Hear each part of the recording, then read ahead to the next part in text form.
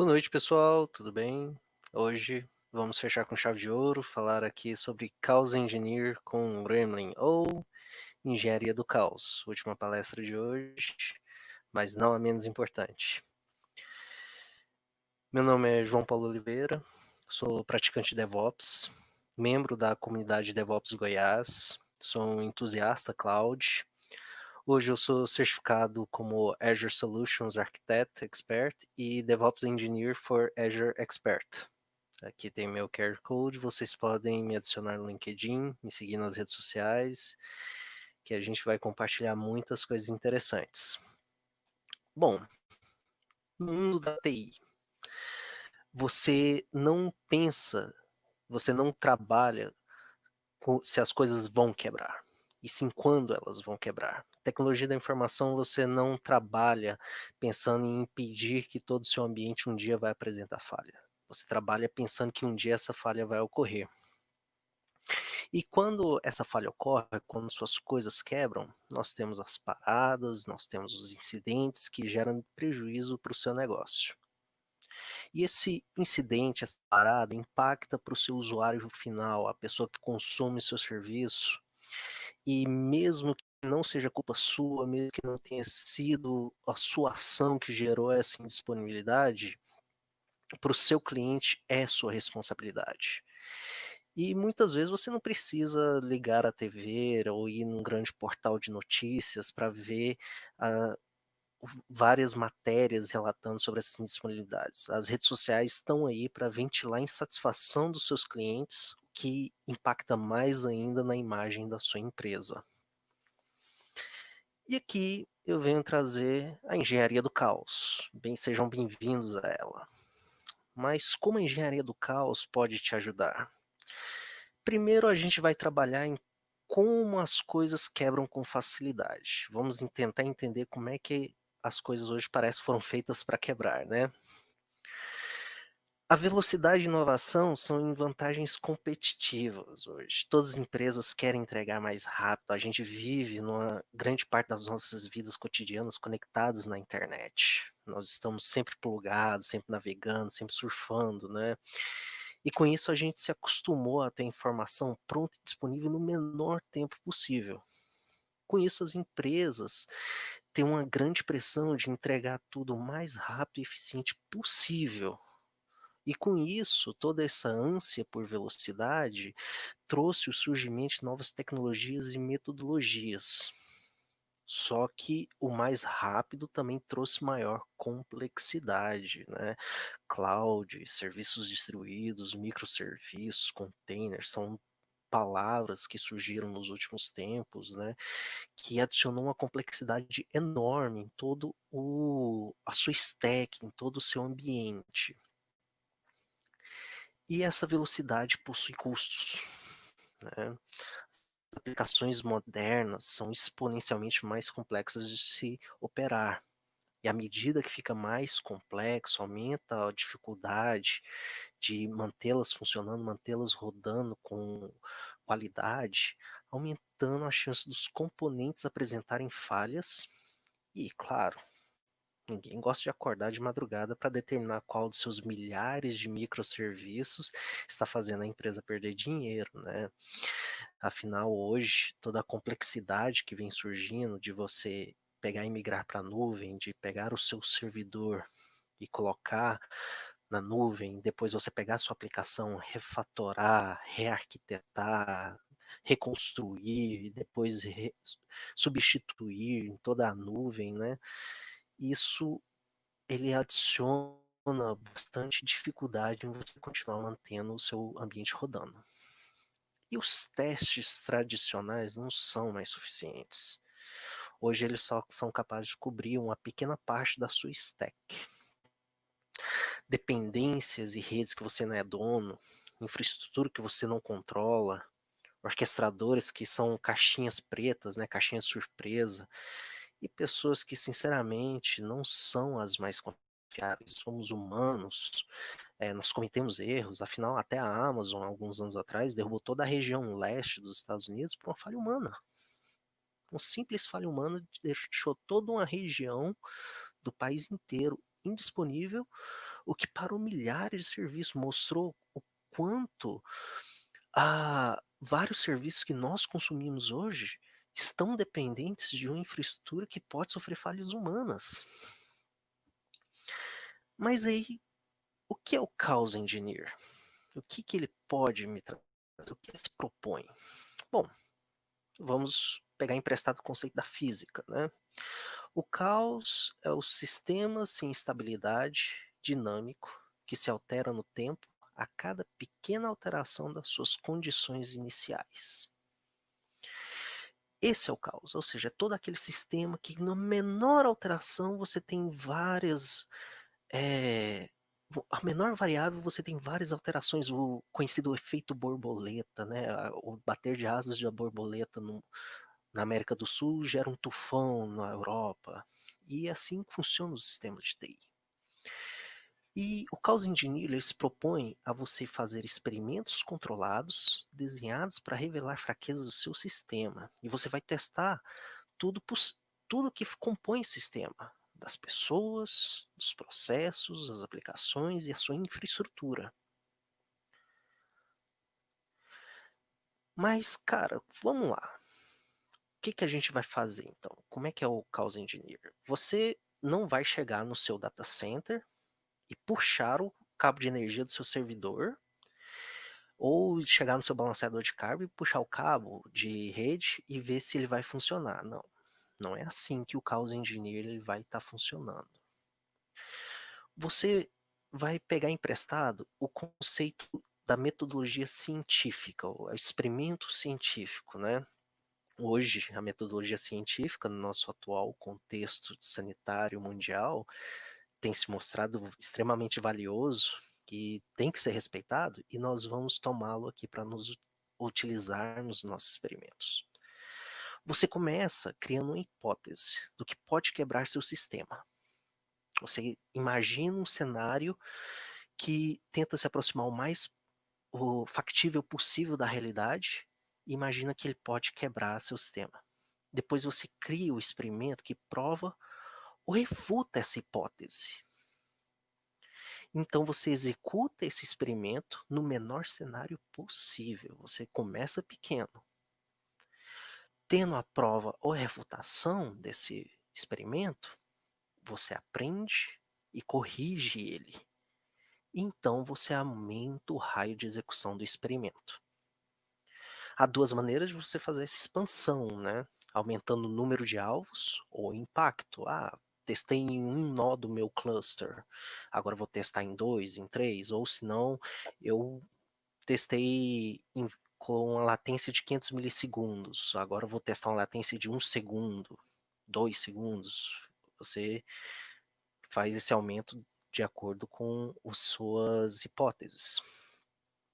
Mas quais são os benefícios? Ora, a Dropbox diminuiu em 10 vezes os incidentes, descobrindo bugs antes que eles fossem explorados. A Netflix automatizou toda a resiliência do ambiente deles com o Chaos Monkey. Afinal, o evento de indisponibilidade da AWS que eu mencionei, um dos poucos clientes que não foram afetados por ele foi a Netflix. E muitos criticaram a Netflix falando que era porque eles eram um parceiro muito especial com a AWS, eles tinham uns contratos especiais, sendo que na verdade você tem todo um artigo da Netflix explicando como eles criaram o Chaos Monkey e evoluíram para o Simian Army, ou seja, eles quebravam o ambiente deles em constância, ao ponto que no dia que teve a indisponibilidade na AWS, nós temos tweets do pessoal da Netflix comemorando uma festa em Hollywood enquanto eles ganhavam prêmios, ou seja, ninguém se importou de ir no data center tentar restaurar os sistemas deles. Simplesmente continuou funcionando.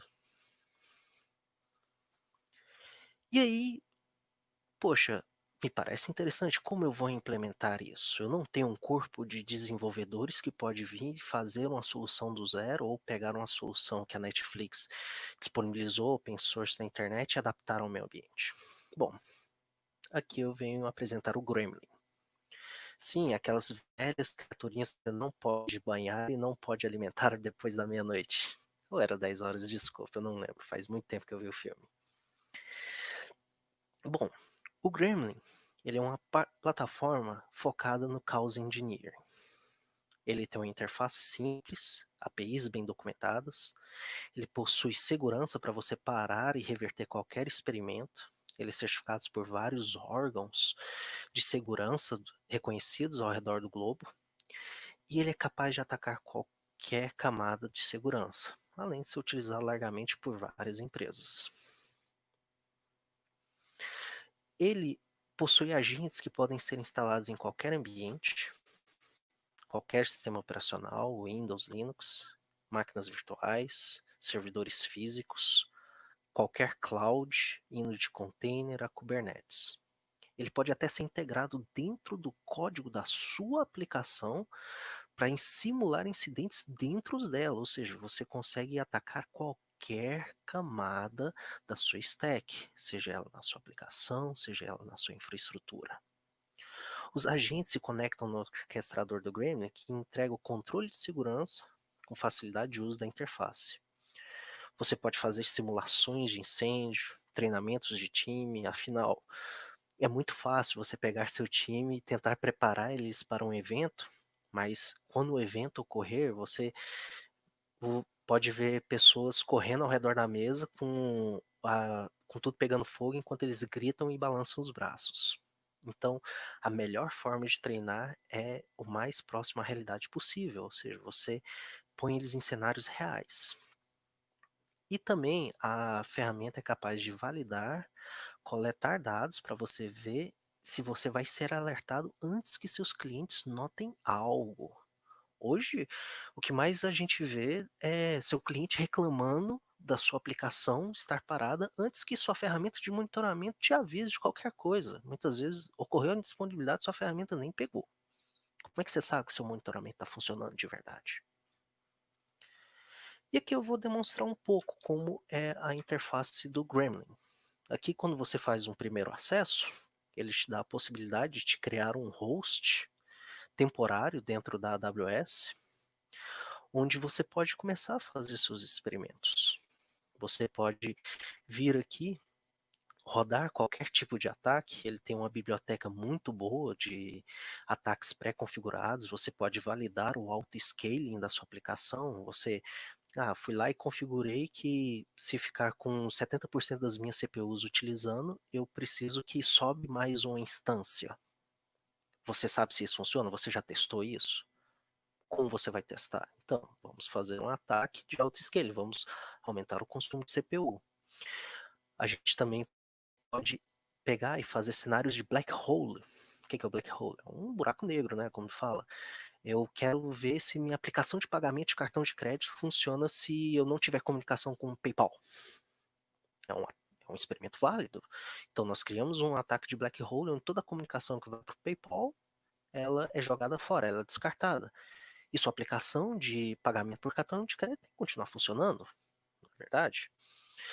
Você vai testar a indisponibilidade de uma dependência, você vai testar uma falha de um host, aqui o autoscaling, como eu já mencionei, sem contar todos os outros cenários que ele te disponibiliza.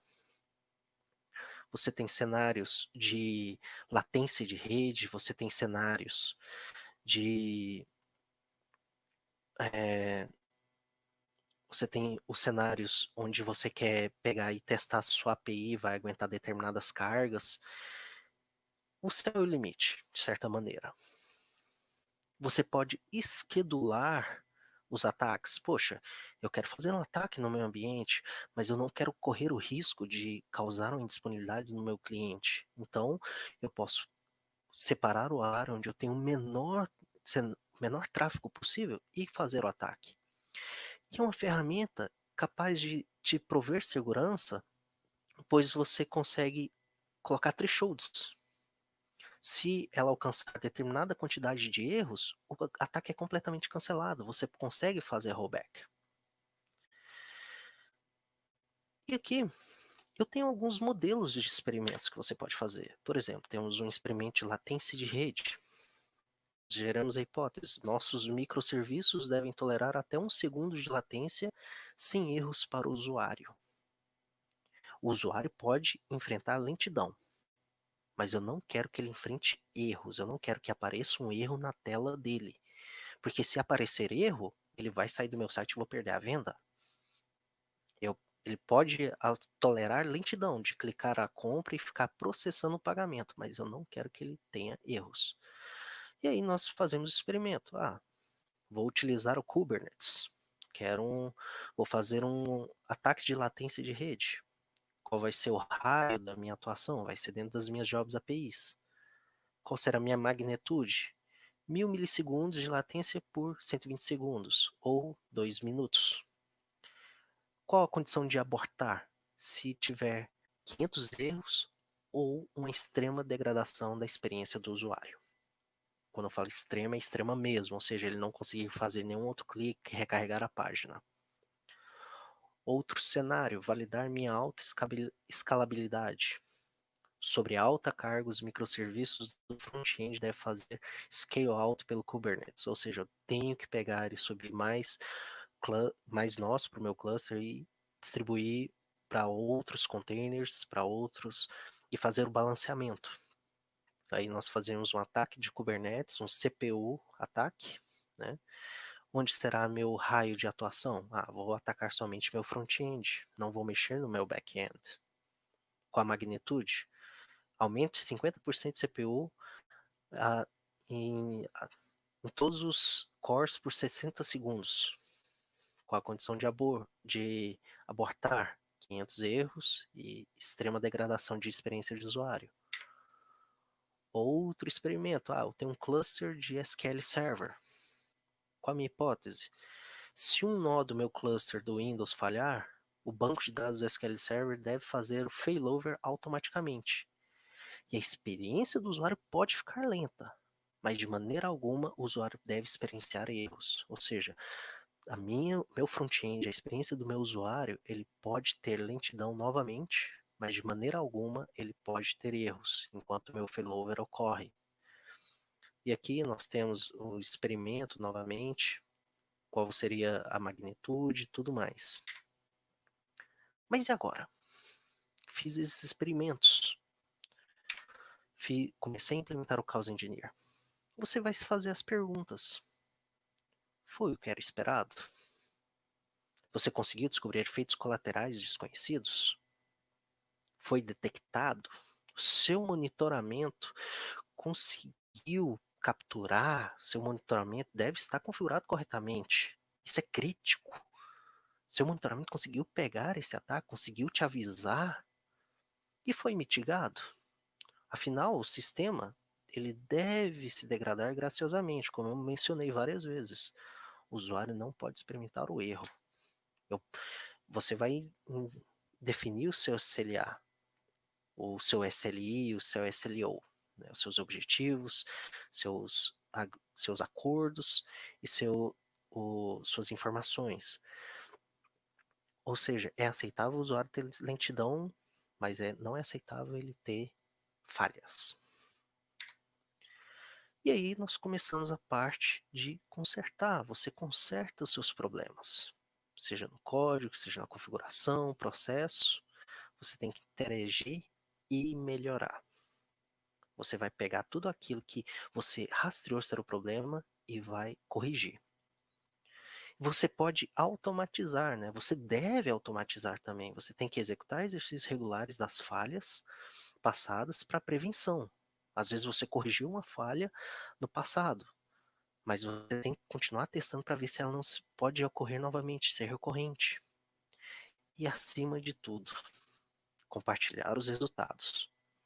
Você tem que compartilhar em toda a sua equipe, em todo mundo, o que você descobriu, o que aconteceu, para que todos possam vir num conjunto e trabalhar para a melhoria dos seus sistemas. Você faz um sumário executivo, você deixa o seu corpo executivo, sua diretoria, ciente de como está o seu sistema, o que tem de ruim e o que pode ser melhorado ou que você mitigou. E como você pode usar o Chaos Engineer? Ora, você pode reproduzir uma queda, Você pode fazer treinamentos, chamadas, manter seus códigos, configurações, desculpe, é uma pequena falha aqui, mas você pode pegar e melhorar todo o seu ambiente. Você tem a capacidade de aprender, você tem a capacidade de evoluir seu ambiente ao ponto que você não vai ser mais acordado de noite. Temos alguma pergunta?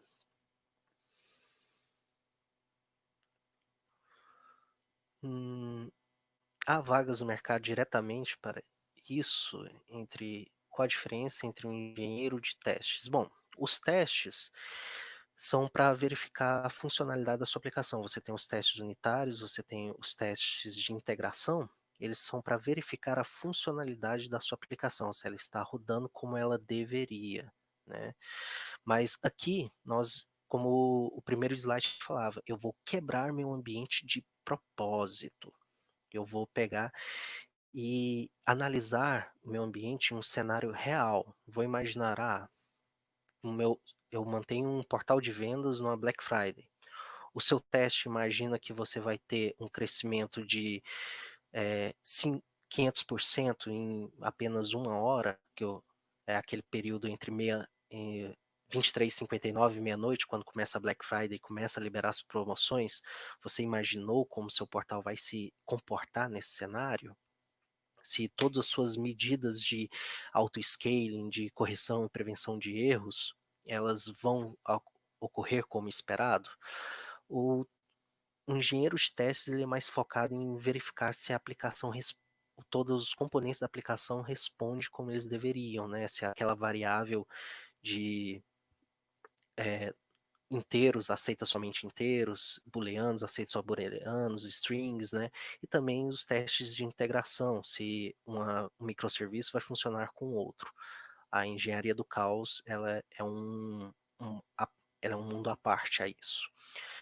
E sim, o que eu vi é que ela está crescendo. Eu participei de alguns processos seletivos, onde eu tive bastante conhecimento da estrutura das empresas, né?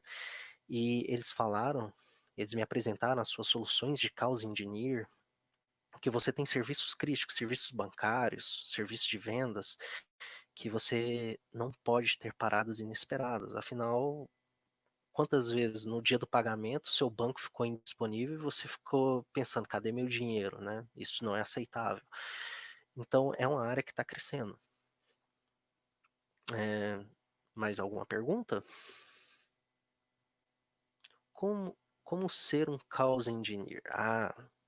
Uma boa pergunta essa.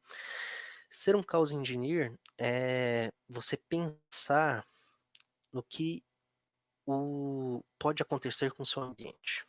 É você pensar no pior, de certa forma. Como eu mencionei, você imagina cenários, você imagina hipóteses do que pode quebrar seu ambiente. Então você trabalha em encontrar esses problemas e mitigá-los. Você provar que eles existem, rastreá-los e então corrigi-los. Você não vai ser um Chaos Engineer sozinho, basicamente, né? O Chaos Engineer ele é uma metodologia para identificar os problemas. O Chaos Engineer ele é mais uma metodologia de times. Os seus times vão entrar nesse conjunto, vão trabalhar em prol disso. Ou seja, você não vai fazer isso sozinho. Você vai envolver seu time de banco de dados, vai envolver seu time de front-end, back-end, você vai envolver todo mundo e todo mundo vai participar desse processo. Outra pergunta? Não é só para software de maneira alguma. O Chaos Engineer, ele é para testar todas as camadas, da camada de rede, camada de servidores, indo até a sua aplicação e até os microserviços dela, seja back-end, seja front-end. Como eu mencionei nas hipóteses, você vai ter um cluster de SQL. Um cluster são servidores. Ocorreu uma virada de nó, a sua aplicação não pode falhar. Você teve latência de rede. E como sua aplicação se comportou com essa latência de rede? Se você teve um consumo elevado de CPU, um consumo de memória elevado. Claro, tudo é em volta da experiência do usuário, mas também em volta da continuidade da sua aplicação. Bom, pessoal, já temos aqui só 1 minuto, estamos acabando. Agradeço a todos. Ah, por favor, sigam nas redes sociais, visitem a comunidade da DevOps Goiás. E só para avisar, estamos com o DevOps Day chegando e conto com todos, a participação em massa de vocês. E muito obrigado e tenham uma boa noite.